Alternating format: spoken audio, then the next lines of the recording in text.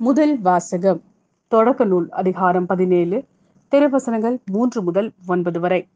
அப்பொழுது ஆபிராம் பணிந்து வணங்க கடவுள் அவரிடம் கூறியது, உன்னுடன் நான் செய்து கொள்ளும் உடன்படிக்கை இதுவே. எண்ணற்ற நாடுகளுக்கு நீ தந்தையாவாய். இனி உன் பெயர் ஆபிராம் அன்று ஆபிரகாம் என்ற பெயரால் நீ அழைக்கப்படுவாய். ஏனெனில் எண்ணற்ற நாடுகளுக்கு உன்னை நான் மூதாதையாக்குவேன். மிக பெருமளவில் உன்னை பழுக செய்வேன். உன்னிடமிருந்து நாடுகளை உண்டாக்குவேன். உன்னிடமிருந்து அரசர்கள் தோன்றுவர். தலைமுறை தலைமுறையாக உன்னுடனும் உனக்கு பின்வரும் உன் வழிமரபினருடனும் என்றும் உள்ள உடன்படிக்கையை நான் நிலைநாட்டுவேன்.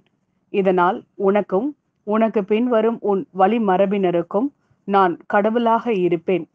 நீ தங்கியிருக்கும் நாட்டையும் கானான் நாடு முழுவதையும் என்றும் உள்ள உரிமை சொத்தாக உனக்கும் உனக்கு பின் உன் வழிமரபினருக்கும் வழங்குவேன்.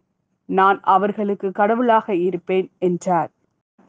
மீண்டும் கடவுள் ஆபிரகாமிடம், நீயும் தலைமுறை தோறும் உனக்கு பின் வரும் உன் வழிமரபினரும் என் உடன்படிக்கையை கடைபிடிக்க வேண்டும். இது ஆண்டவரின் அருள்வாக்கு. இறைவா, உமக்கு நன்றி. யோவான் எழுதிய நற்செய்தி அதிகாரம் 8 திருவசனங்கள் 51 முதல் 59 வரை. என் வார்த்தையை கடைபிடிப்போர் என்றுமே சாக மாட்டார்கள் என உறுதியாக உங்களுக்கு சொல்கிறேன் என்றார். யூதர்கள் அவரிடம், நீ பேய் பிடித்தவன்தான் என்பது இப்பொழுது தெரிந்துவிட்டது. ஆபிரகாம் இறந்தார், இறை வாக்கினர்களும் இறந்தார்கள். ஆனால் என் வார்த்தையை கடைபிடிப்போர் என்றுமே சாக மாட்டார் என்கிறாயே. எங்கள் தந்தை ஆபிரகாமை விட நீ பெரியவனா?